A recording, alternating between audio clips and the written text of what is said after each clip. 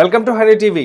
ప్రస్తుతం తెలంగాణ రాష్ట్రంలో ప్రతి ఒక్కరి చూపు కూడా ఈటెల రాజేందర్ గారి పైన స్పెషల్గా, ఎందుకంటే ఈటెల రాజేందర్ గారు చేస్తున్న కొన్ని చర్యలు ప్రతి ఒక్కరిని అట్రాక్ట్ చేస్తూ ఉన్నాయి. రీసెంట్గా కొంతమంది భూ కబ్జాదారుల పేరు చెప్పి ఆయన వాళ్ళ పైన చేయి చేసుకున్న వైనం ఎంతో వైరల్ గా మారింది. అయితే ఇప్పుడు బండి సంజయ్ గారి రూట్ లోనే ఈటెల్ గారు వెళుతున్నారా అన్న సంకేతాలు, లేకపోతే ఆ కోణంలో చూడాలంటే కొంతవరకు ఎస్ అని చెప్పాలా, నో అని చెప్పాలా కూడా కొంచెం సందిగ్ధంలో ఉన్నాం. అయితే దానికి సంబంధించి మనతో మాట్లాడడానికి తెలంగాణ యూత్ ప్రెసిడెంట్ అలాగే హుజురాబాద్ ఎమ్మెల్యే అభ్యర్థి అయినటువంటి ఇమ్మడి సతీష్ గారు ఉన్నారు. సార్తో మాట్లాడుతారు. నమస్తే అండి.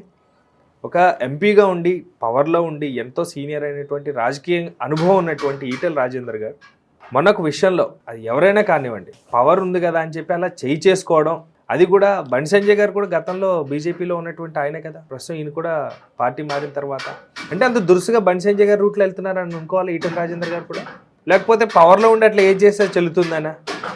ఇప్పుడు ఒక ప్రజల ద్వారా ఎన్నికైన ఒక ఎంపీ గారు ఎలా ఉండాలి, ఎంత ఓర్పుగా ఉండాలి, ఎంత సిస్టమ్గా ఉండాలి. సో నీకు ప్రజలకు న్యాయం చేయాలి. ప్రజలు అన్యాయం అయిపోతున్నారు, ప్రజలకు ఇబ్బంది అవుతుందంటే, ప్రజల భూములు ఒక రియల్ ఎస్టేటర్లు కబ్జాలు చేసి కబ్జాదారులు లాక్కుంటారంటే దానికి ఒక సిస్టమ్ ఉంటుంది, ఒక పద్ధతి ఉంటుంది. ఆ పద్ధతి ప్రకారం మాట్లాడినా బాగుంటుంది.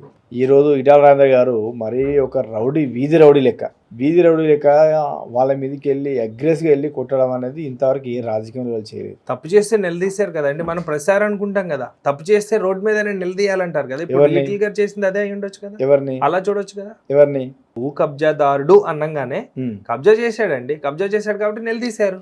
వాళ్ళు కనుక కబ్జా చేస్తే దానికి సంబంధించిన ఎవిడెన్స్ ఉంటాయి, ప్రూఫ్స్ ఉంటాయి, వాళ్ళను ఏ విధంగా చట్టపరంగా నిర్ణయం తీసుకోవచ్చు. ఒక ఎంపీ గారు వెళ్ళి కొట్టడం అనేది చాలా దారుణ విషయం అంటున్నా. ఎంపీ కాబట్టి వైరల్ అయింది కాబట్టి మనం ఎంపీ గారి దృష్టిలో చూస్తున్నామని అంటున్నా. ఈటెల రాజేందర్ గారు చాలా పవర్ఫుల్ పర్సన్ కదా అంటున్నా నేను. దేనికి పవర్ఫుల్? కాబట్టి ఇప్పుడు రోడ్డు మీద ఏదైనా చిన్న బండి అట్లా ఇట్లా తిప్పేటప్పుడు గీత పడితేనే సామాన్య జనం కొట్టుకుంటారు, కానీ ఎంతమంది వరకు తెలుస్తుంది? సామాన్యులు కాబట్టి ఎవరికి తెలియదు కాబట్టి మాట్లాడుకోరు. ఎంపీ కాబట్టి మాట్లాడుతున్నారని అంటున్నా. నేను అదే చెప్తున్నాను. ఎందుకు తప్పు అవుతుంది అంటున్నా నేను. తప్పు ఎందుకు అవుతుంది అంటారు, నిలదీశారు ఎన్నిసార్లు తప్పు ఎందుకు అయితే తప్పింది కానీ గుర్తు మరీ గుచ్చి అడుగుతున్నారు. అవును, ఎందుకంటే ఎందుకు తప్పు అవుతుంది అంటే, ఒక కబ్జాదారుని మీద ఇంకో ల్యాండ్ కబ్జాదారుడు చేసుకోవడం చాలా నేరం అని చెప్తున్నా. గతంలో ఈటెల రాజేందర్ కబ్జాదారుడు అనే ఒక పార్టీని సస్పెండ్ చేశారు. వాళ్ళ సొంత పార్టీ నుండే టీఆర్ఎస్ బీఫామ్ ఇచ్చి, టీఆర్ఎస్ టికెట్ ఇచ్చి, టీఆర్ఎస్ పైసలు ఇచ్చి ఈ స్థాయి తీసుకొచ్చి నీకు పెంచి పోషించిన ఒక పార్టీ, సొంత పార్టీ, నువ్వు ఒక కబ్జాదారు అని నిన్ను పార్టీని బర్తరఫ్ వేసింది, మంత్రి పదవిని తొలగించి మెడవాటి కూడా బయటికి ఏం చేసింది. భూ కబ్జా విషయంలో భూములు కబ్జా చేసినామని నువ్వేలా ఇంకో కబ్జాదారు దగ్గర చేసుకుంటావు, నువ్వేలా మాట్లాడతావు? నువ్వే అక్కడ జమునా హెచ్చరీస్ అని దాదాపు 300 ఎకరాలు 400 ఎకరాల నువ్వు 10 ఎకరాలు 15 ఎకరాలు ఆ చుట్టూ ఉన్న దళితుల భూములు, పేదోళ్ళ భూములు గుంజుకున్నావని నీ మీద ఆరోపణతో బయటికి గెట్టేశారు. ఆరోపణ వచ్చింది అన్నప్పుడు టీఆర్ఎస్ పార్టీ ఎందుకు యాక్షన్ తీసుకోలేకపోయింది? అప్పుడు పవర్ లో ఉంది కదా, సొంత పార్టీ కదా. సొంత పార్టీ నుండి మా పార్టీకి అన్యాయం చేస్తున్నావు అన్న ఒక విధానంలో నీ మీద ఒక ఆరోపణ వచ్చిందని నిన్ను తొలగించిల్లు. దాన్ని నిరూపించుకోవాలి. నిరూపించలేదు. టీఆర్ఎస్ పార్టీ మీద గెలిచారు కదా. ఇప్పుడు తర్వాత హుజరాబాద్ లో మేమందరం కష్టపడితే, మా ప్రాణత్యాగం చేస్తే, మా జీవితాలు ఆగం చేస్తే, మేము ఉండి కొట్లాడి నేను గెలిపించినాం. నువ్వేదో అక్కడ నువ్వు కూర్చొని నువ్వేదో పోటీ చేస్తే గెలవలే. నీ కొడుకు రాలేదు, నీ బిడ్డ రాలేదు, మీ వాళ్ళు ఎవరు రాలేదు.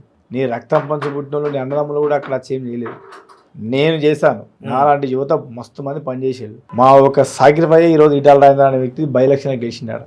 అడగండి ఈ విషయాన్ని, ఈటెల రాజేందర్ అడుగు, లేకపోతే ఆయన చుట్టూ ఏమైనా అడగండి. మేము చేయడం అంటే, నువ్వు ఇన్ని నెలలు బై ఎలక్షన్ సీట్ ఆడ కూర్చున్నావు అంటే దానికి కారణం మేము. లేకపోతే నీకు ఈ రోజు ఆ స్థాయి ప్రజలు, మా హుజురాబాద్ ప్రజలు లేకపోతే నీకు ఈ షామీర్పేట కోట ఎక్కడిది, నీకు హైదరాబాద్ చుట్టుపక్కల భూములు ఎక్కడి, నీకు ఇంత డబ్బు ఎక్కడిది, నీ ఆసుపాసులు ఎక్కడి.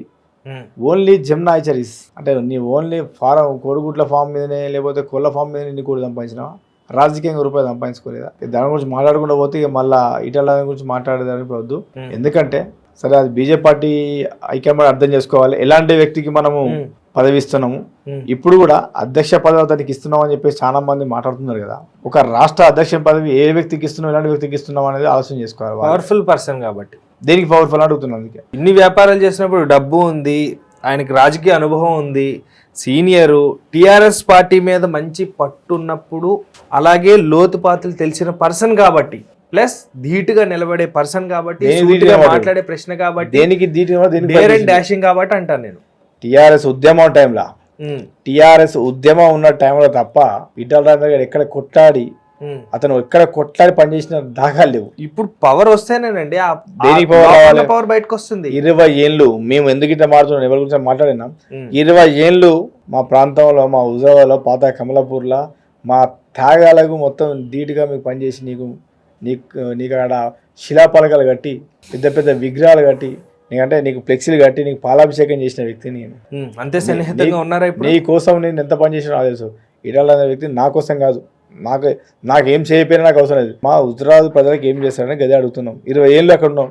20 ఏళ్ళలో చేసిన అభివృద్ధి ఏంటిది? 25 ఏళ్ళు నీ సంత కమలాపూర్ నీ ఊరునే బస్ స్టాండ్ కట్టేయలేదు ఇంతవరకు. ఇంకేం అభివృద్ధి చేస్తారు? చెయ్యలేనప్పుడు అదే హుజూరాబాద్ లో టిఆర్ఎస్ పార్టీ నుంచి బయటకు వచ్చిన తర్వాత ప్రజలు ఏం చూసి ఆయనకు ఓటేసి గెలిపించారు? ఎక్కడ?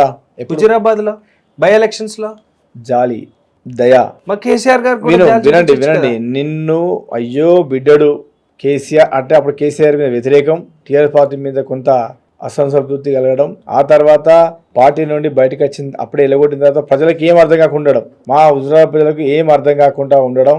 ఈయన పార్టీకి బయట రాగానే అయ్యో బిడ్డడు ఉండే కదా, బీసీ బిడ్డ, మాకు తెలిసిన వ్యక్తి 20 ఏళ్ళు ఉన్నాడు, ఎట్లయితే అని అక్కడ ప్రజలంతా ఆలోచన చేసుకొని అభిమానంతో ఆడ సరే ఎట్లయితే ఏదైతే అన్యాయం చేసిండు, పార్టీలోకి వెళ్ళి ఉన్నప్పుడే బయటికి వెళ్ళగొట్టిండు, తప్పు చేసిండు లేదు తర్వాత విషయం అని చెప్పేసి ఓట్లేదు.